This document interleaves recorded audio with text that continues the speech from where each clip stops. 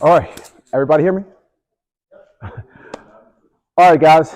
Um, my name is Khalid Nathan Alim, the real estate boy, and welcome to the Ultimate Home Buyers Masterclass. So, of course, this is going to be a intimate class, and if you guys have any questions during the process, just let us know. Okay. So, this is a masterclass. So, here we're going to be looking at the entire home buying prospect process. So, what I have is what I wanted to do is bring an expert from every different step in the home buying process. So I have my mortgage consultant, Alex Lubov. Is that how you say your last name? Okay, something like that. I also have in the back, I have Josh Short, who's our insurance expert. I also have Drew Smith, who's our credit expert. I have Ken Murphy, who is our title expert, and I have also Corin Jackson, who's our inspection expert. And again, I'm Colin Nathan Alim, your real estate advisor or real estate agent. So what we're going to do is go through each particular process. And in that process, I'm going to bring, at the end of it, I'm going to bring each expert up to talk about some misconceptions and also give you some tips, some expert tips in that particular step. Okay. Just to give you a little bit background about myself, before I became a home real estate agent, I was renting. Okay, I was renting. I had a family, and I was like, okay, I'm renting. I really should be buying a home, but I didn't. I didn't know what the process was. So I said, okay. I got in contact with a real estate agent, and he asked me about down payment.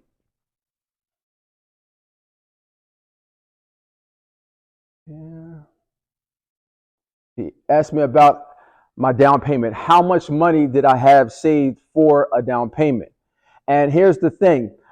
There's so many grants out there. There's so many down payment assistance programs, but you got to have some type of money saved up. So what I did is I had a 9 to 5 at that time. And what I did is I got a bank account, an online bank account, something that was hard for me to actually access.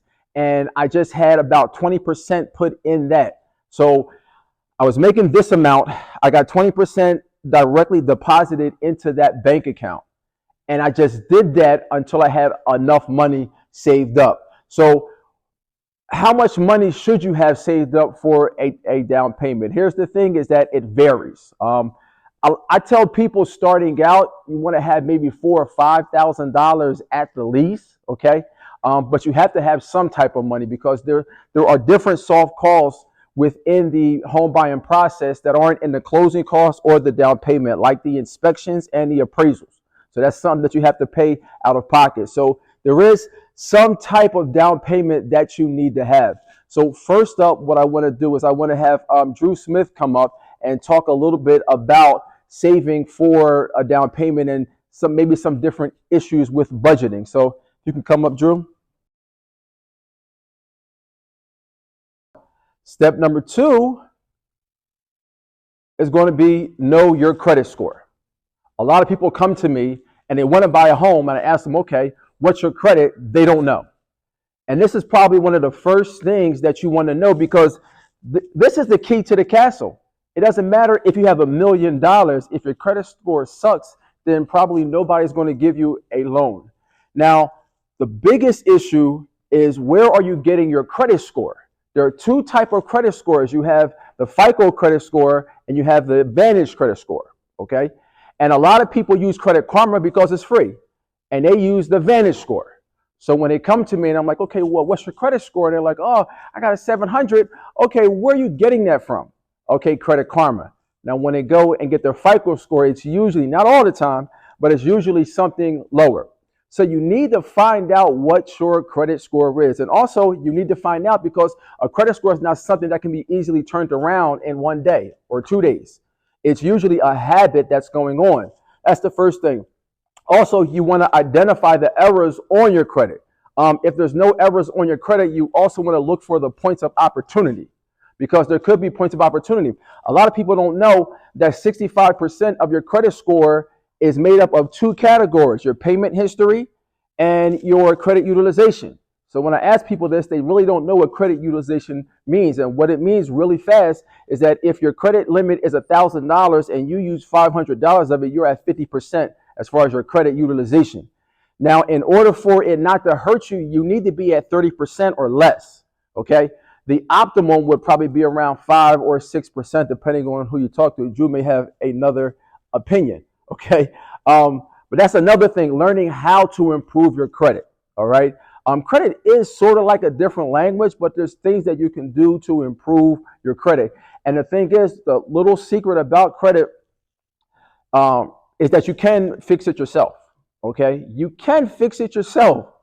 But what happens, a lot of people aren't diligent at fixing it. Okay. So that's why I always tell people, it's more expensive not to enroll or not to get involved with a credit coach than it is to try to do it on your own, never do it, and never get around to it, okay? So I'm going to bring Drew Smith back up, who's our credit expert, to talk to you guys a little bit more about credit, because this is definitely his jam. I'm back. All right. Ladies and gentlemen, like we said, I'm Drew Smith. I'm the FICO pro. Now I can talk about myself. Notice I don't have the thing in front of me because this I know by heart. All right. What we do here, is like you said, credit is vitally important in the house buying process. Not only just in the house buying process, in everything the way we have the world nowadays. All right. As you mentioned, there's Vantage scores, there's FICO scores. I don't care what scoring model we use. Those three numbers are going to dictate exactly what type of house you're going to get, if you can get a house, the insurance you're going to pay for that house, all right? How much the car you're going to put in the driveway is going to cost, all right? It's going to tell how much everything was. You know why?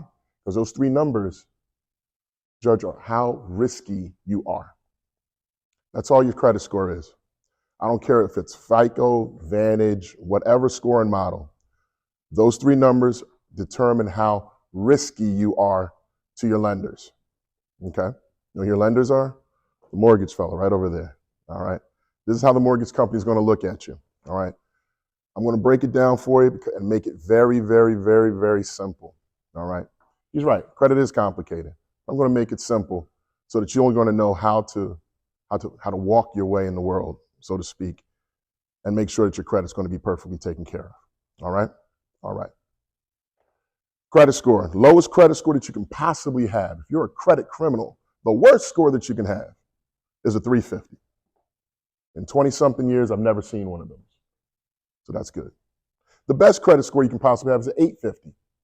Again, in 20-something years, I haven't seen that either. All right, they're unicorns. They're out there. I've just never seen one. All right. But what that means is you've got 500 points in between that 350 and that 850 that you control, based on how you are living your life and how you're treating your credit and how you follow these 5 little rules that I'm going to give you, okay? All right. First thing, as he says, you've got 2 major categories that dictate 65% of what you do.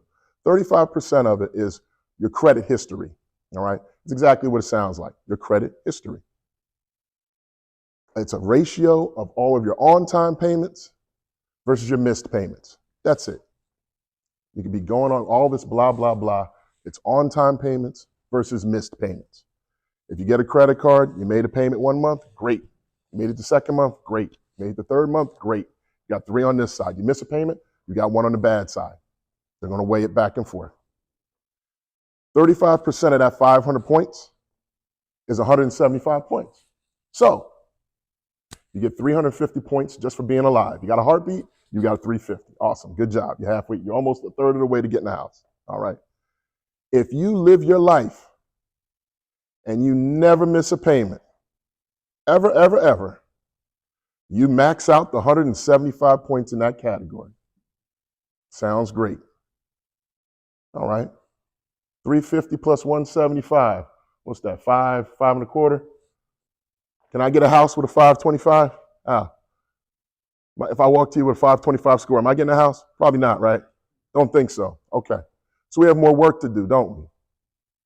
All right. Well, brother says 65% is 2 scores. Well, what's the next one? Credit utilization. That's 30% of what makes up your credit score. All right? And all that is, to make it simple, just like you said, it's a percentage of how much of your available credit you're using when it's time to, on that one day of the month when they check when the credit cards company send it to the bureaus. All right? They only do it for one day of the month. It's your statement date. They want to know how much of your credit you're revolving at that time. All right? The revolving part is key. I want to touch on that. If I have a $1,000 credit card and I run it up to $900, but I pay it all the way off on the due date, great. I'm not revolving anything. It's a zero. That's great. But if I had to come out here today and it was an emergency and I'd buy this suit and I charged $999 on my $1,000 credit card, and I just paid the minimum, well, guess what? I've got 90-something% utilization on that credit card. That's a red flag, all right? Remember in the beginning, everything's about how risky you are. Well, who's riskier? If he only has 10% of his credit card that he's using right now, or me using 90%? Who's riskier? Me, right? My score is going to be lower than his. I'm not going to get anything out of that 150 points, all right? Meanwhile, he's got all of the 150 points. Make sense? All right, makes sense. All right. So if we know we never miss a payment ever in our lives, and we get credit and we don't ever, ever, ever run it up. We've got 150 points. We've got 175. We got 350 for being alive. That's 675. Can you write a note at 675? I think you can. I think you'd welcome everybody with open doors. Okay.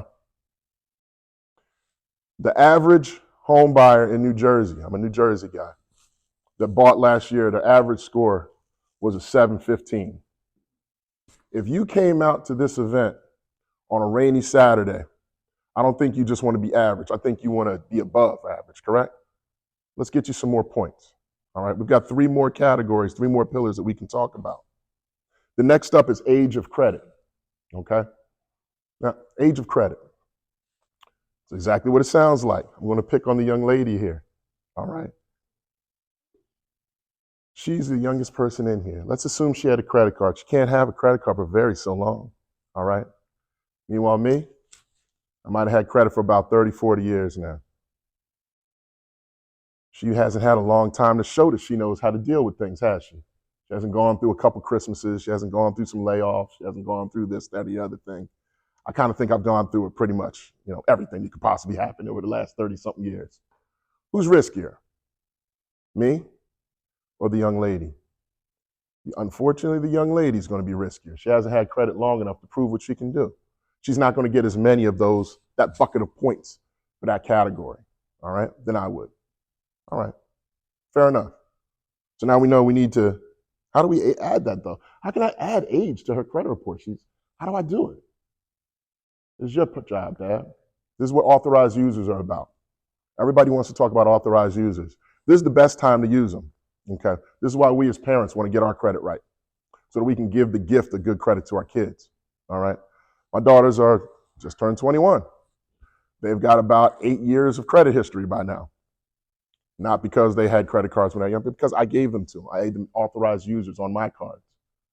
So that when they finally get out of my house in a year or two, they don't need to have to come to me to co-sign this or do that. Their credit is excellent. They'll be able to walk on their own 2 feet, okay? I got sidetracked, but that's something I always like to touch on when I get to age of credit, because that's how we can help our next generation get somewhere, okay? But that's 50 points, great. So we had another 50 points. We're catching up, we're doing well. What about credit mix? Credit mix is 15%. That's about 75 points. How do we add that? Well, let's talk about the risk. Ken, me and you, I'm gonna pick on you now.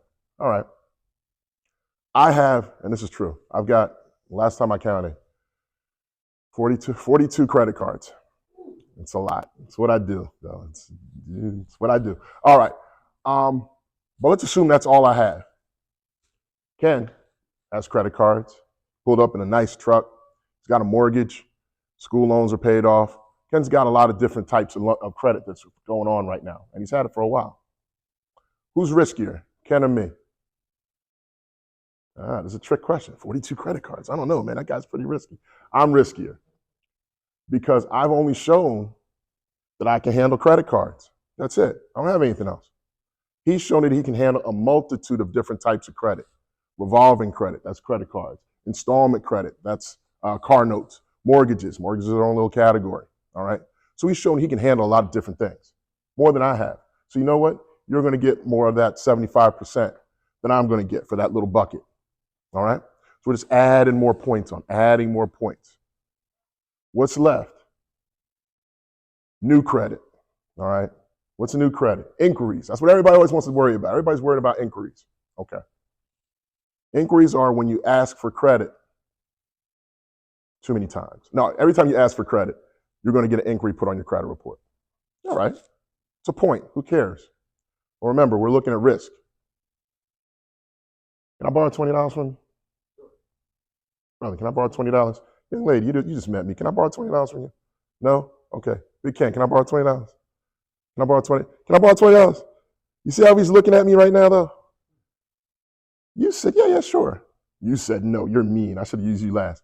But you, by the time you're over there, aren't you thinking, why is this guy asking for so much money? Aren't you a little concerned?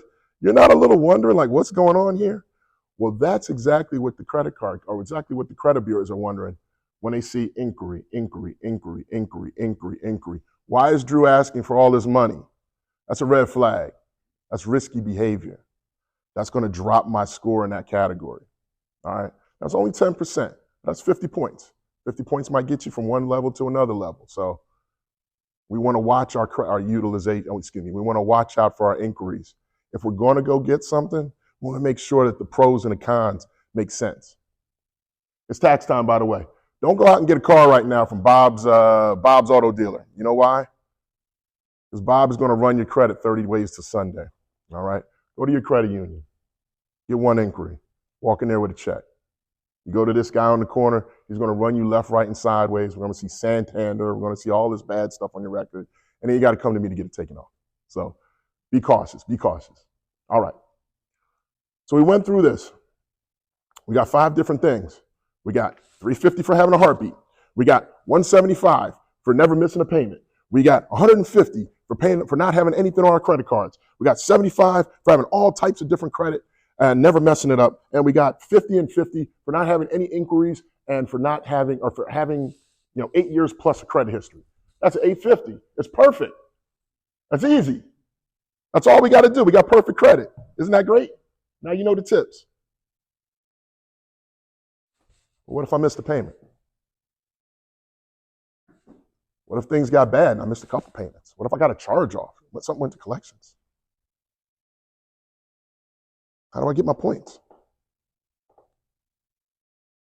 Come and see me. We have the ability we'll pull a credit report for you.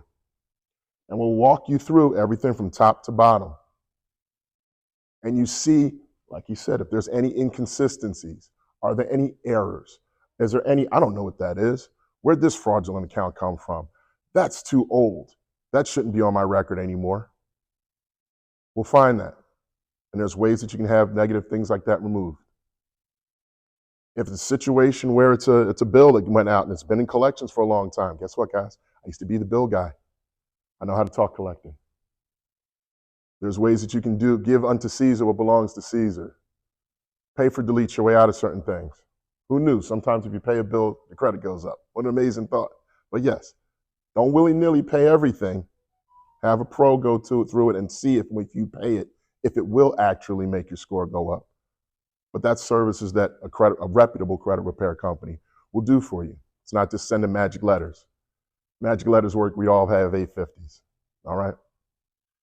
If there's anything on your credit report that's holding you back from being able to work with that man or that man, I'm a resource for you, all right? There's a packet back there that has the last page. There's a link where you can pull your own credit report. And since you came out on this rainy Saturday and spent time with us, you have a free credit report consultation with my company attached to it. For your report, give us a call. We'll go over through anything with you top to bottom. If there's any issues or errors, we will help and assist. All right? That's it. That's credit in a nutshell. There's so much more to it, but we've got a lot of other professionals, and I know they want to have their time. So I appreciate you letting me speak. Drew Smith, Trinity Solutions. Drew, so we have the first step in the home buying process is saving for a down payment. Then you have the second step, which is credit repair. Now, the third step is going to be finding a real estate agent. All right. Now, I'm going to make this super fast. All right. You want to find a right real estate agent because the real estate agent is really going to quarterback your whole situation. Okay. When you find a real estate agent, they really should be number one, knowledgeable. They should also have connections, which is super important. So they should know an inspector. They should know an insurance guy. They should know a title guy. They should know a credit guy. They also should know a lender. They should know the different programs. In Pennsylvania, it takes more hours to be a hairstylist than it does a real estate agent. All right. So you got a lot of people out there moonlighting as real estate agents, but you want to find somebody, like I said, that's knowledgeable, somebody that has connections, but probably the most important, you want to find somebody that cares. All right. Because there's so many moving parts in this industry that if you don't find anybody that cares, that there are a lot of hurdles that can get thrown in your way and your deal could die.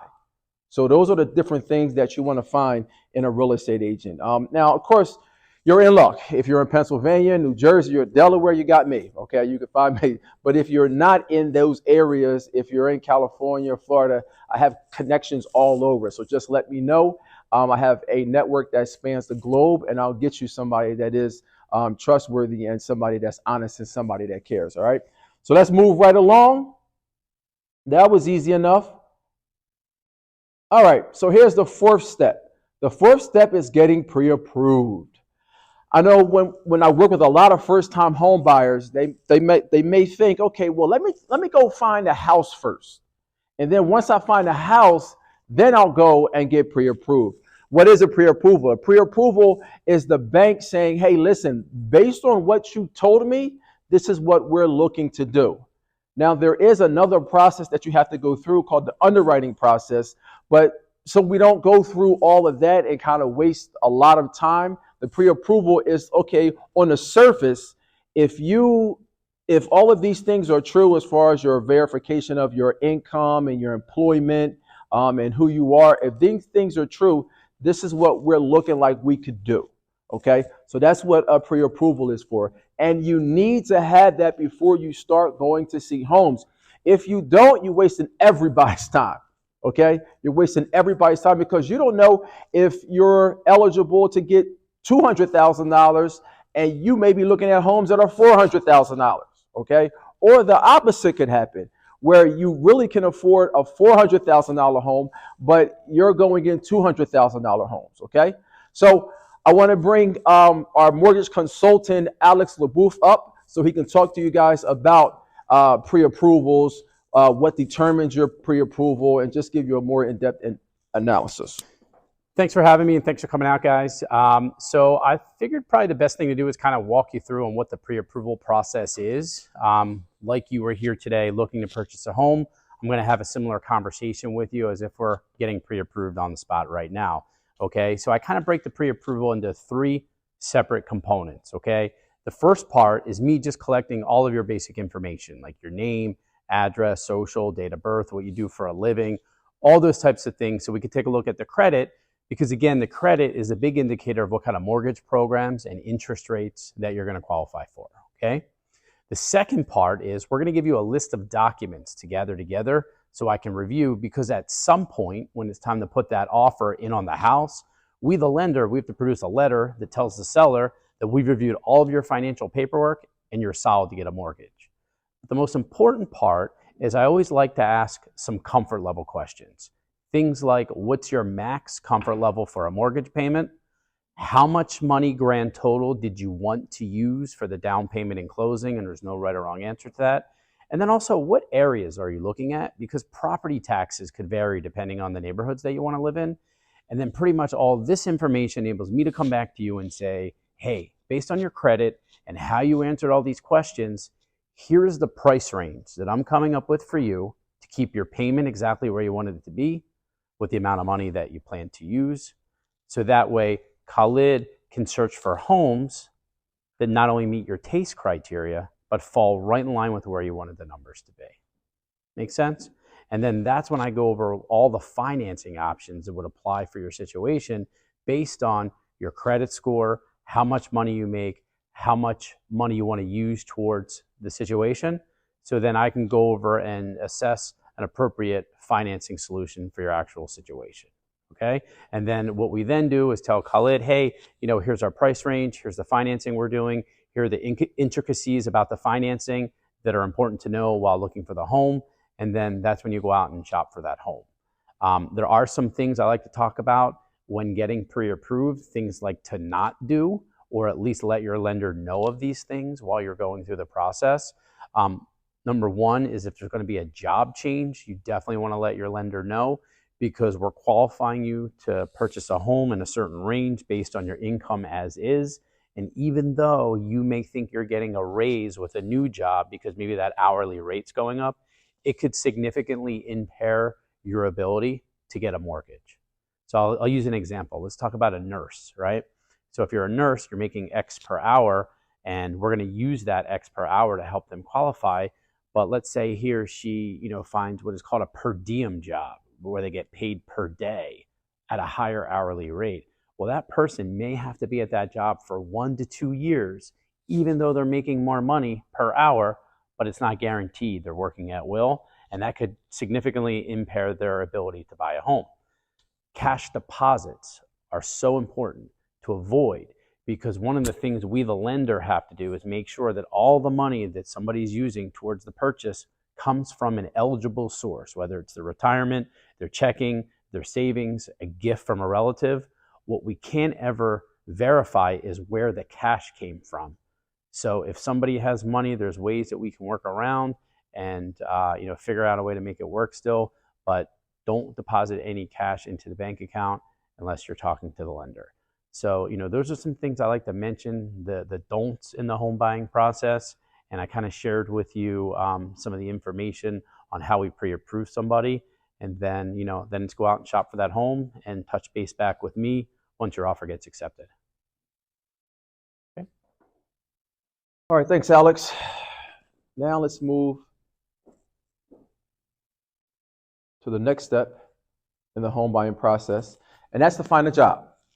Now, to find a job, you see the headings: define your needs and your wants. Now, when you're looking for a house, you should have things that you absolutely need. And this is going to make looking for a house a lot easier. So some people, they need a garage, or some people need a backyard. So you want to write down and have the things that you absolutely want, and you also want to have the things that you absolutely don't want. All right. Some people, there's no way that they want a tree in the back because maybe they had an experience where the tree branch fell on their roof and they don't want a tree. Okay. So you're going to have things that you absolutely want on this side and things that you absolutely don't want on the other side. There's going to be a lot of gray area. It's going to be a lot of gray area, but you want to write that out. Okay.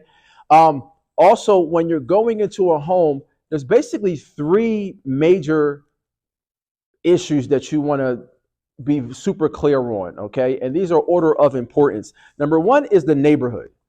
You really want to know, okay, what neighborhood do I want to live in? Because you can't change the neighborhood. No matter what you do, once you buy that house, that's it. That neighborhood is the neighborhood. So that's the most important criteria when you're looking at a home, is the neighborhood, because you can't change it. Number 2 is the size. Do I want a 3-bedroom, a 2-bedroom, 1 bathroom, or 2 bathroom? You can change and make it a 2-bathroom or a 3-bathroom, but it's a little bit harder. But so on the scale of importance, that's number 2. What size home do I want? And number 3 is the finishes. As you guys know, as contractors, you can fix or change the whole house, whether you tore the whole house down and build it up. But those are the 3 things in order of importance. Number 1 is the neighborhood. Number 2 is the size. And number 3 is the finishes. So when you're going to find a home, what's going to happen is you're going to give me what your criteria is. And again, that's going to be based on the things that you want, the things that you don't want, and the neighborhood that you want to be in. So once you give me that criteria, I'm going to put it into the MLS, and it's going to spit out different homes based on your criteria. And they're going to come directly to your email. Here's the thing. You can still be on Zillow, Realtor.com, and also Redfin. Okay, those are the 3 most popular online sites for buying homes. You can still look at those, all right? But here's the thing. If you want to see a home, whatever you do, do not push, I want to see a home. Because what happens is all of these sites are really marketing sites. And the only thing that they're doing is marketing instead of marketing, um, I don't know, Pepsi, they're marketing homes. All right. So what's going to happen is if you press that button for Zillow, what's going to happen is that now a bunch of realtors are going to call you. All right. You don't want to do that. You can still go on Zillow, Realtor.com, or Redfin, but if you see a home that you want to buy, what you're going to do is call me and I'll let you see the home, okay? So that's the next step in buying a home, is finding the home. Now, once we find a home, we're going to make an offer. And that offer is going to be constructed of many things. Number one is going to be price. So we're going to sit down, I'm going to analyze the market and make sure that you're giving a fair price. Now, one or two things can happen. Either that home has an offer on it or it doesn't have an offer on it. If it does have an offer on it, now it's a competitive situation. So we really got to put our best foot forward. If it doesn't have an offer on it, then what we can do is we do have some room for negotiation, and we can move some things around. There are different contingencies within the contract. There's basically three contingencies. Number one is you usually get a due diligence period. That due diligence period means that you have X amount of days to do whatever you want to do. People usually get home inspections during that time. And during that time, you can still get your earnest money deposit back. The other contingency is mortgage contingency. If you do not qualify for a mortgage, then you can get your you can get your earnest money deposit back. And also the appraisal. If the appraisal comes in under what we agreed to buy the home for, then you can also get your money back, okay? I'll do the negotiation with the other lender, the other realtor and his agent, and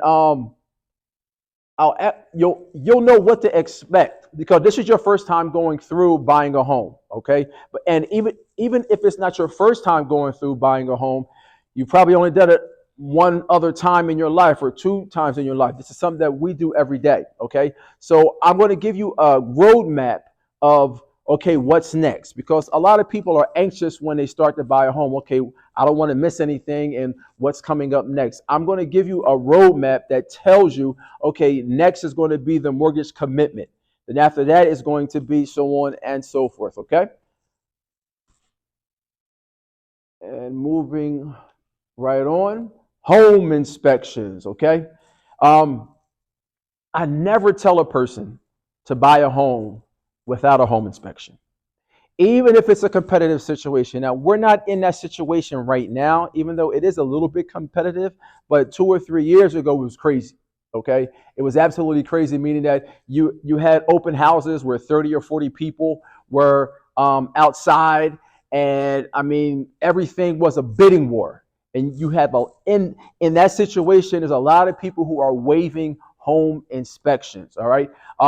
I never waive a home inspection, even if I don't put it on the contract. I still have the inspector come in before we put the offer in, so you know what you're getting into.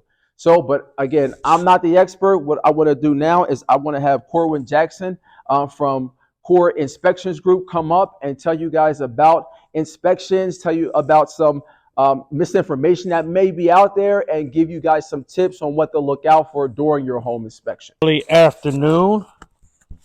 I know many of you guys are looking forward to purchasing that dream home, right? In short, what is the purpose of the home inspector? Well, guess what? It's to ensure that that dream home doesn't become a nightmare, right? So we're going to look at all those things, the structural conditions, the heating systems of the house, the roofing system. One of the questions that I constantly get is, hey, we're paying for an appraiser. We have an appraiser coming out, right? Isn't he going to give us that information? So what's the difference between a home inspector and the appraiser, right? That's one of the questions that we get all the time. Well, the appraiser, right, he's going to come out and he's going to give you his professional opinion on what the house is worth. Where it gets funny is a lot of times we're out on a home inspection, and as soon as the client gets about, 2 feet, 3 feet, they start getting away from the realtor, they'll come up to me and they'll say, hey, can you tell me what this house is worth? You wouldn't believe what I'm paying for this house. And I have to tell them, like, really, I have no idea. That's outside of my scope, right? But what's critically important to me is, hey, how old is that heating system? Is it functioning properly? When is the last time the roofing system had maintenance on there? Are there any structural conditions that's going on with the home, right? One of the things that a lot of consumers really don't understand are the things that are within the scope of the home inspection, right? We call them ancillary services, right? One of them would be termite activity, right? If anyone here is of my age, they've seen a cartoon where the insects came around the house, they swarmed once, they swarmed twice, and it just reduced, the home to ashes. I see Drew laughing. I guess someone in here is my age, right? Well, they don't actually work that fast, right? But in fact, you know what? We need termites in ecology. We need them in nature. We cannot live without them. What do we need termites for? Anybody? Who wants? What do we need termites for? Why are they important? Break down trees. Boom. They're going to come and they're looking for the dead wood. That's why we need them in the ecosystem.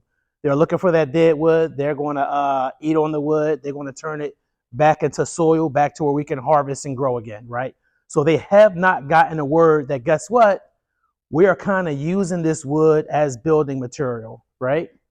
So critically important, some of the things that we look for is the termite activity. We call it the termite inspection, but it's truly a wood destroying insect inspection. Termite is just one of the ferocious insects out there, but there's also carpenter bees, carpenter ants, wood-boring beetles, just a plethora of different insects. And we're trying to figure out if they have caused different damage there, right? Another ancillary service is something called radon. Radon is a colorless, odorless, tasteless gas. It is the second leading cause to lung cancer. Do we want to know if we have radon in the house, folks? We certainly do, right? So what I want you guys to be mindful of is that, typically if someone is coming out to do a home inspection, it is a visual, non-invasive inspection. But there are many other ancillary services, such as termites, such as radon. A lot of our clients are scheduling sewer scope inspections now, where they put the camera under the waistline and they can determine, if that waistline has failed or not, if there's damage, if there's a blockage, right? So really, take it a step further than just getting a home inspection, because you want to know what's going on with the home before you take ownership. Does that make sense? Awesome. So, a lot of times people are making mistakes during the home inspection experience. Of course, I want to make you guys aware of what some of those mistakes are and then give you guys tips on how to avoid those mistakes. So the biggest one is, people will hire the home inspector or the home inspection company for the wrong reason, right? A lot of times I'm answering the phone if I'm in the office, and they'll say, the first question they'll ask is, how much is a home inspection? What are you guys going to price me at? Or can you come out tomorrow, right? Because people are looking at, the home inspection companies as a commodity. How much am I going to pay for a 5-pound bag of sugar? How much does a gallon of gas cost me, right? What I'll tell you guys, if any of you decided to be home inspectors, right, in Pennsylvania, you can do so within a 30-day period. Home inspection industry in Pennsylvania is not a licensed professional. They simply need to complete X amount of certifications and X amount of inspections to come out. But I'll tell you guys, if you're going to make the largest financial purchase in your life, do you want to leave that up to somebody that's been at it for a week? Probably not, right? I tell you guys, we have over 1,600 5-star reviews on Google. Some of these guys, they've been at it for a couple of weeks, some of them a couple of months, but they really don't have the experience, right, to build that on. So what our really, really smart clients are asking when they call is, are you an ASHI certified home inspector? ASHI, ASHI, is the American Society of Home Inspectors. It's a expensive platform to be a part of. It's a lot of education involved there, right? And most people that are just jumping into the home inspection world, they're just not going to make that commitment. They're just not going to do it. So irregardless of if you hire a core inspection group or if you go with another home inspection company, when you call them, ask them, hey, are you actually certified? If you call a home inspection company and you say, hey, can you come out tomorrow? Like, oh yeah, what time you want me there? That's probably not. Good contractors, can I get one of them out to my house tomorrow? Probably not, right? Because the guy that has a solid reputation, the guy that has been at it for years, he's probably busy. He's probably booked. You guys enter generally as a 10-day contingency period. So that 10-day due diligence period is very, very, very, very important. You guys don't want to wait until you hit day 8, day 9 to start scheduling a home inspection, because the good guys, the guys that's been at it for a while, they're going to be busy, right? As soon as you get that AOS signed, you want to reach out and you want to schedule your home inspection right away, because you want to make sure you get one of the top home inspection companies out there. Does that make sense, guys? Awesome. One of the other mistakes that people make during a home inspection experience, they don't attend the inspection. You are essentially paying for a building expert, right? If one of our guys are out there on the inspection, we're going to ask all of our clients the same thing. Hey, is there anything that you are particularly concerned with that you like us to pay additional attention to, right? I can tell you guys, 9 times out of 10, what they come back with tells us the issues that they've had at previous homes, right? Yeah, I just want to make sure we don't have any water intrusion in the basement. Yeah, if you guys could take a double check just to make sure that everything is fine with the electric panel. But that gives us the opportunity to really go down the rabbit hole, with that client. Still one of my favorite clients. It's probably been about 4 or 5 years. They were moving up from the Tampa Bay area, and they were looking for like a 6-bedroom, 7-bedroom, one of those large homes down in the Fern Rock area, because they were foster parents, right? So a lot of their concerns really was around safety. So we got to talk a lot about, hey, the height of the railings, while the baluster should only be 4 inches or less. Then we got to talking about a lead waistline, right? I can tell you guys, it took them a long time to find that house, but if she wasn't at the inspection, she would have saw the information about the lead waistline, and she probably would have come out the deal. But because she was there, I could tell her, hey, years ago, we would have had to dig up and extract this waistline to correct it, right? But now there are really high quality filters that you can put on these waistlines, and it's going to remove all the impurities, not just lead, but chlorine, just anything that's going on with the home. So because she was there, I could really work on her comfort level and educate her on these different type of filters that we could put on that line. So if you guys are scheduling a home inspection, right, make sure you guys are there to attend so you can really ask that inspector as many questions as possible. The other one is really, not following the advice of the home inspector. What I'll tell you guys is you have to look at the home inspector as a primary care physician, right? Whereas if you were to go to see a primary care doctor and he was to recognize an irregular heartbeat, what's your primary care doctor? What's he going to do? He's going to tell you to see a specialist, right? He's going to tell you to go and see a specialist, right? A cardiologist, or he's going to bump up from there. The home inspection is very similar, right? Where most home inspectors aren't structural engineers. Most of them aren't licensed electricians, right?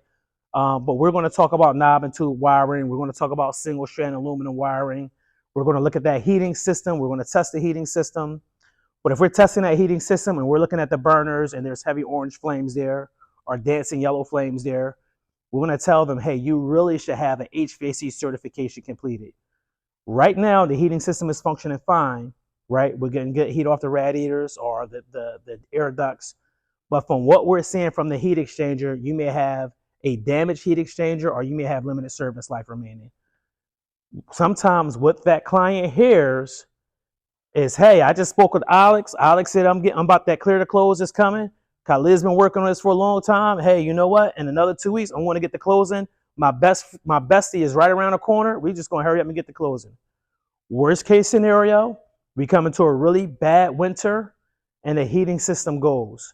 I could tell you guys, what we all really want here is happy homeowners. That's the goal, right? We want happy homeowners.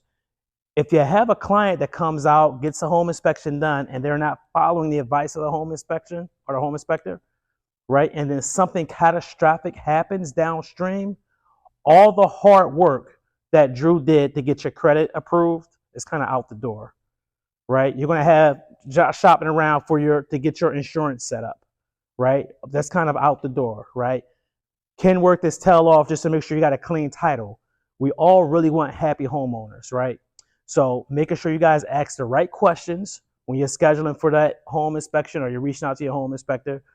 Make sure you are attending the inspection and making sure you guys follow the advice of the home inspector. That's going to get you guys exactly where you need to be. Thanks for your time, guys. So now we're going to come to number 8. All right. So we talked about pre-approval earlier. So we talked about pre-approval. You contact the lender and you tell the lender, okay, this is my employment. This is how much I make. Here are my bank statements, so on and so forth. And they issued you a certificate or a paper, a form saying that, hey, based on what you told us, this is how much we can give you. Okay. But now, after you do go under contract, you do the inspections. Now you go back to the lender. And now you're going to go into underwriting, okay? And underwriting is when the mortgage consultant, now they're handing your information over to the processor. Here's the thing. The mortgage consultant is on your side, okay? I have people when they're getting loans, they don't want to tell the mortgage consultant or the lender, they don't want to tell them this or they don't want to tell them about different things because they think, okay, they'll automatically get turned down for the loan, okay? That's not the case. The mortgage consultant or the lender, the mortgage officer, they want to do the loan. They want the business. So they're going to, if you want, dress you up in the best possible situation in order for you to get approved because they're in business to what? To make loans, okay? But if you don't do that and you hide something and it gets to the processor, now it's dead on arrival because the processor, if you want, is on the other side of the table and they're really protecting the bank or the lending institution. So if that information if you would have told the mortgage consultant, okay, this is my situation, I have this, then they can kind of, okay, you want to phrase it like this, or you want to frame it like this, or you want to go and come back and you want to fix this or fix that. But if that information gets to the processor, a lot of times it's dead in the water. So I'm going to have Alex come back up and speak with us a little bit more about the mortgage underwriting process. All right. So as I talk about the underwriting process, I want to refer back to the pre-approval process first, okay? Because not everybody does what I do at the beginning of the process, which is collect every document and question every possible thing that an underwriter could have an issue with later down the road up front, so we circumvent any kind of issue that would come up later down the road, okay? So, whether it's an internet lender or somebody who's been in the business for a week or works at a bank and handles checking and savings deposits, but also hands out mortgages, with me, you're getting somebody with over 20 years of experience who has seen every possible situation that you can think of.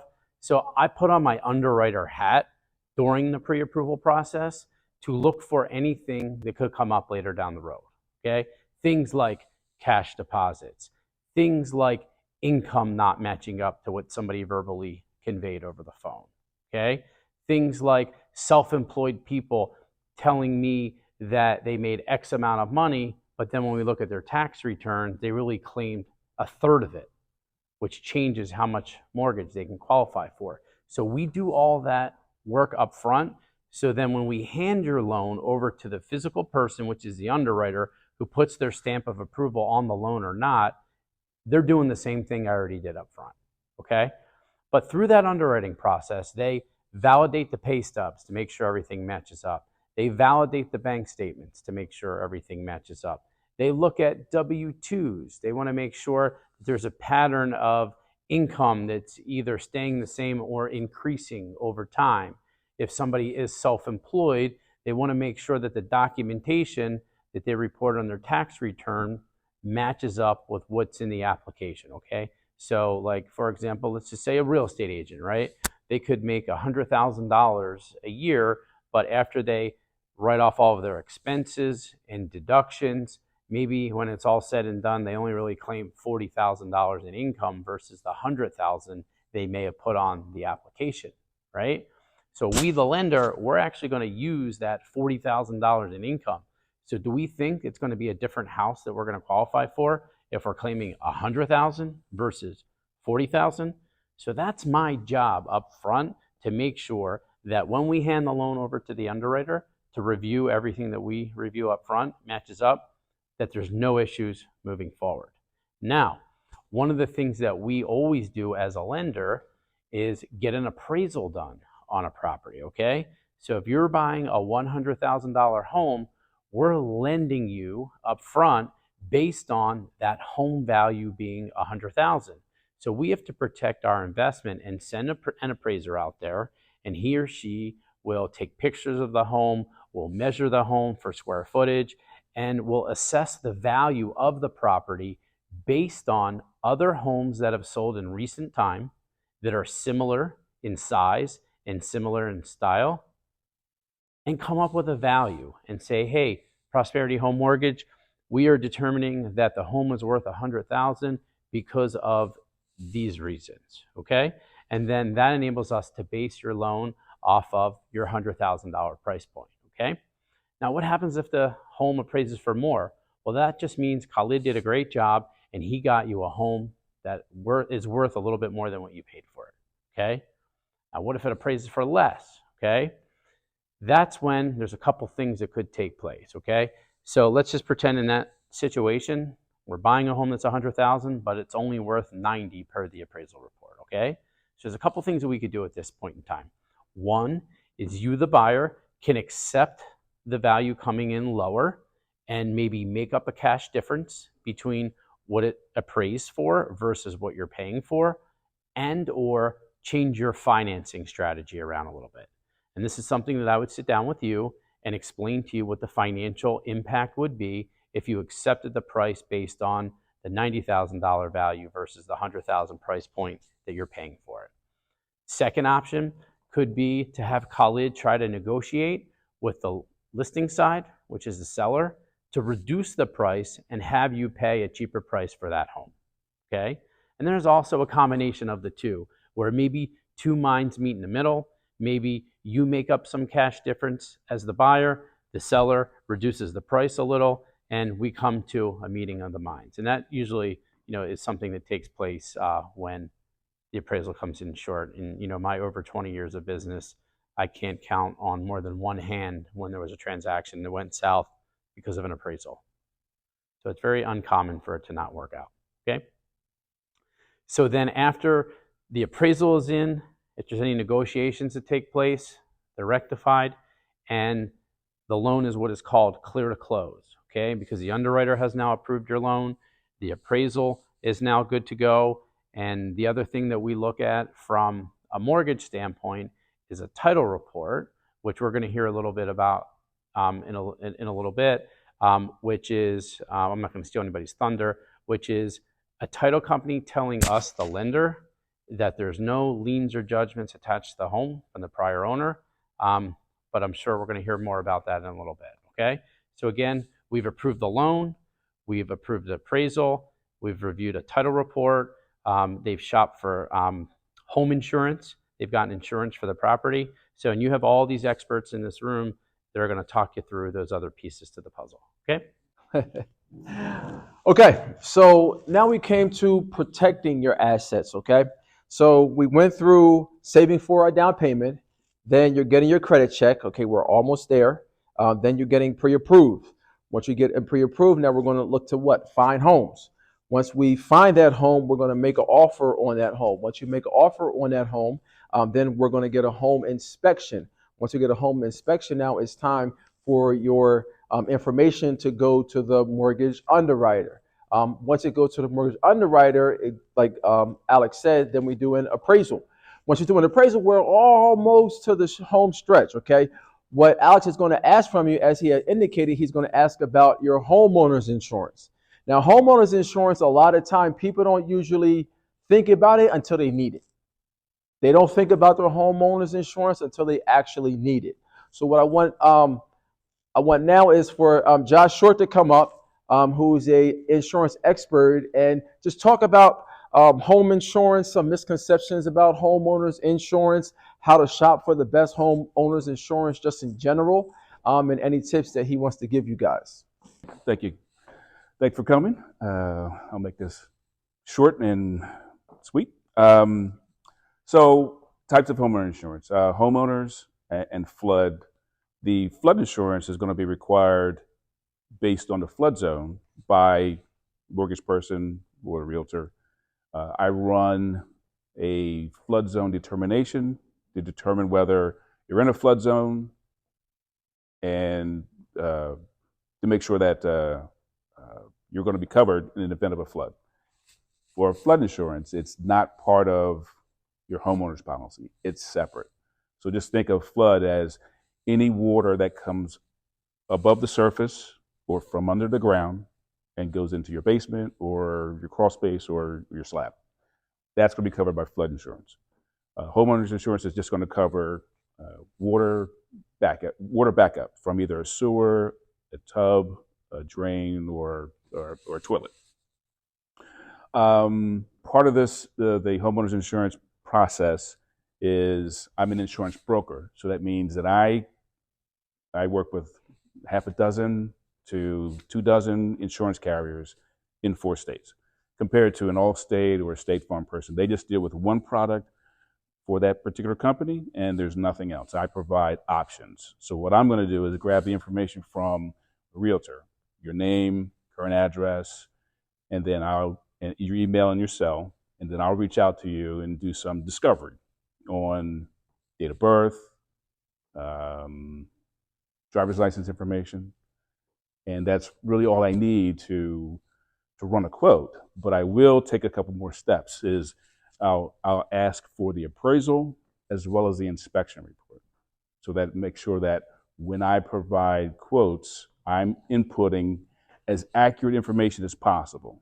Now, I can go on to Redfin or Zillow to pull down data, but some of the time it's not going to be as accurate as the inspection report. The reason why is when I do the inspection report, I'm going to make sure that I'm accurate, because when the insurance company's inspector comes out to do their own inspection, they're going to make sure that my information ties to their information. Because if I'm going to say that your square footage is 1,000 square feet, but then it's calculated to be 2,000 square feet, well, after the policy has been issued, then you're going to get an increase in premium. So I want to make sure that I'm very, very accurate. And then the other parts are asking questions about how old the roof is. I don't usually ask for the disclosure, but I always ask the buyer about how old the roof is, when it was replaced. If it's a new home, I don't have to ask that question. But if it's an older home, I'm always going to ask. I don't ask for the seller's disclosure, but I've been known to request it and make sure that I get it. Let's see. As far as emergency funds go, I recommend getting a home warranty. Now, a home warranty, it could cost a couple $100 for the year, but it's going to protect you from possible issues with your furnace, plumbing, electrical, even appliances. As opposed to, if you can't run any kind of damage or issues with those issues, whether it's microwave or refrigerator or plumbing, you can't run those through insurance without having a cause of loss. So if it's just wear and tear, then that's when a home warranty policy is going to come in more in handy. Based on the nature of insurance, it's all about wear and tear is not covered, but cause of damage is lightning, rain, wind, fire. That's going to be the coverages for home insurance. Let's see. And have you ever had sellers provide a home warranty for, let's say, they'll pay for it in advance for a year. Yeah, yeah. So yeah, and so that's one recommendation as far as protection that I think of. I'm just curious. You guys, like, do you also check for like credit for insurance, or is that big at all? Some carriers do. So the home insurance is going to be based off of a couple things: the zip code, the age of the home, how old the roof is, also your credit. It's a soft hit, so it's not going to be like going out and getting a credit, ordering credit for buying a car.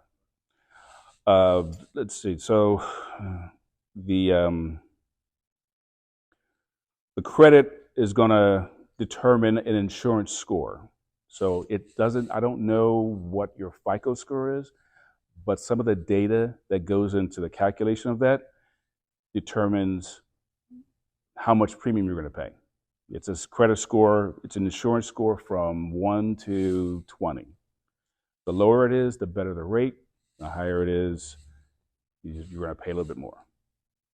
So the credit is more geared more so on a vehicle. But on the home insurance, some companies do weigh it heavily, other companies don't. Yeah. Let's see. Estate planning. That's not in my wheelhouse. But I will say, in order to protect the mortgage aspect of your house, is to have a life insurance policy to cover in the event something happens to you prior to when the mortgage is done. So, and the life insurance should be a face amount equal or above the loan of the mortgage. And you can get that 30 years, 25 years, 20 years, depending on how old you are. The younger you are, the better. Term policy is a lot less expensive than a cash value policy. So in that part, the aspect of estate planning, that would go into helping for that. Yeah. Thank you.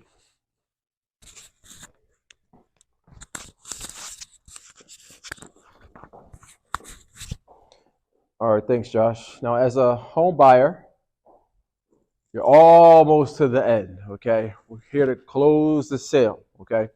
And one of the things that people don't think about during their home buying process, because it's not really publicized, is the title insurance, okay? The most common question is, what is title insurance and do I need it, okay? Yes, you do, all right? The title company acts as sometimes the referee or the quarterback in the whole particular transaction. So I'm going to have Ken Murphy come up from National Integrity and talk to you a little bit about what title insurance is and what title insurance companies do. Do you guys realize there was so much involved in a real estate transaction? I assure you, when I get up here, you're almost done. So my name is Ken Murphy. I work with National Integrity Title, and title insurance is a little different from homeowners insurance that Josh sells. Homeowners insurance, you buy it today and it protects you into the future. Title insurance, when you buy it today, it protects you into the past. So they'll do what's called a title search on that property, or a chain of title search if there's multiple owners. So we go back and we look for any types of judgments or liens that are against that property, or maybe it could be like an encroachment. Someone might put a shed or something, on your side of the property. So we look for those things. We're kind of like Corwin, like a home inspector. You're hiring a home inspector to find property or issues so that they can be addressed and taken care of. You're hiring someone for title insurance so any issues can be addressed and taken care of. So it's a one-time fee that you pay at settlement. You don't have to repay it every year, so it lasts for the entire time that you live in that property. So each new buyer that comes in gets a new title policy. Just to give you an example of why it's needed, I always like to share the stories. I had a guy in New Jersey buy a commercial property, and he was buying it cash, and he didn't want to buy title insurance. And so he went to Bob and said, I'll buy your building. Well, Bob sold him the building, but never told him that Dave was his partner. So 6 months later, Dave comes out of the woodworks and says, I'm filing bankruptcy. Well, this guy thought that he owned this property free and clear, and he didn't. So he was in court for several years and basically didn't have a leg to stand on because he didn't have title insurance. So that's what we're there for. If they had title insurance, the title search would have found that there was two owners of that property, and he would have had to get signatures from both of those people. So I don't even know how he got the second signature when he went to settlement for that property. So those are things that we look for to protect you, the buyer. If something, like I said, if something does come up, like Khalid said, we're kind of like the quarterback at a certain point where we coordinate everything, where we work with the lender, we work with the realtor, and we try and put everything together. We schedule the settlement, things like that. So we try and make things as smooth as possible. Our work is always done behind the scenes, though. So you as a buyer, you really don't know, that we're doing it. If there's any, like I said, issues that pop up, we work to take care of them. So that's kind of it in a nutshell. If you have any other questions, you can feel free to just reach out to me or come ask me a question. Okay, so you'll close the sale, and